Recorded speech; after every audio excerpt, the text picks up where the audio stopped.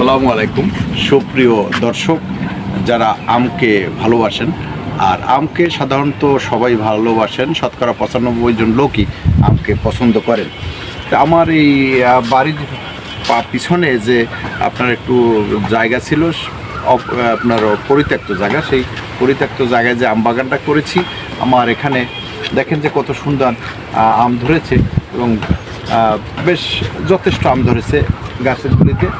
এবং এইভাবে আমার যেগুলি গাছ আছে প্রায় সবগুলি গাছেই আম ধরেছে। তো অনেকেই মনে করে যে বরিশাল এলাকায় কি আম ধরবে কিনা, মাটির ভালো তার ফসলের আমের যোগ্যতা আছে কিনা। তাই আসলে দেখা যাচ্ছে একটু পরিশ্রম করলে আপনার ভালোই ফসল ধরে। আমরা দেখতে পাচ্ছি যে এই গাছটিতে যে পরিমাণ আম ধরেছে বেশ যথেষ্ট আম আমরা দেখতে পাচ্ছি। এবং আমার এলাকাতে বর্তমানে এই এলাকাতে কিন্তু কোনো গাছে তেমন আম নাই, হয়তো একটা দুইটা থাকতে পারে, ফুল হয়েছিল, কিন্তু অত্যন্ত গরমে এই আমগুলি ঝরে গেছে। কিন্তু আমার আম একটু পরিশ্রমের কারণে আমগুলি আর ঝরেনি। এটা দেখতে পাচ্ছেন এই যে প্রতিটা গাছেই, এই যে দেখেন প্রতিটা গাছে আমের কত সুন্দর এই যে ঝুলতেছে।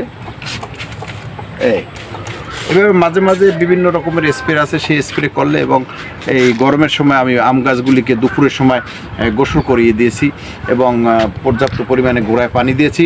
এই পানি এবং এই গোসল করাবার পরে আমগুলি কিন্তু আসলে তেমন একটা ঝরে নাই। দেখেন এ পাশে প্রায় 5-6 বছর হয়েছে আম গাছটা, কারণ যে আমগুলি আছে যথেষ্ট আছে, বাম্পার ফলন বলে যেটা, এক বোটে একটি আম। তাই আমটাতে যথেষ্ট, এবার যে দুর্যোগ আবহাওয়া তাপমাত্রা, তার মধ্যেও এই আমগুলি থাকা এটা বরিশালের জন্য যথেষ্ট। তারপর দেখি আমরা প্রতিটা আম গাছই দেখেন, প্রতিটা আম গাছে যথেষ্ট আম রয়েছে। এবং আমগুলি এই যে দেখতে পাচ্ছেন আপনারা, এটা একটা মেডিসিন মারতে আছি, দেখা যায় আমের বোটায় একটা সাদা একটা পোকা ধরে, যেতে আম কালার হয়ে যায়, কালো হয়ে যায়। এবং সেই জন্য আমরা ঘরোয়াভাবে একটা মেডিসিন তৈরি করছি। সেই মেডিসিনটা ধুলাই করে দিলে আমটা নষ্ট হয় না।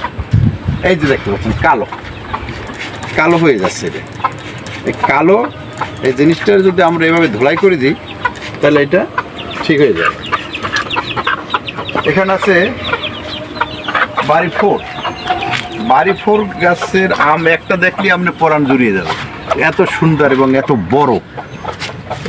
এই আমগুলি সবচেয়ে বড়, অনেক বড় হয়েছে। এই যে দেখেন একটা আম, এই এক একটা আম অনেক বড় হয়েছে। গাছ অপেক্ষা কিন্তু যথেষ্ট আম ধরেছে। এটি বরিশালে সম্ভব, আপনি একটু পরিশ্রম করলে যথেষ্ট পরিমাণে আম আপনি টিকাতে পারবেন, আপনি নিজের চাহিদা মেটাতে পারবেন, আত্মীয় স্বজনের বাড়িতে দিতে পারবেন। তো আপনারা যদি চেষ্টা করেন তা আপনি নিজ বাড়ির আশেপাশে যে কোনো জায়গায় আপনি আম ফলাতে পারবেন। সবাই সুস্থ থাকবেন, ভালো থাকবেন, আল্লাহ হাফেজ।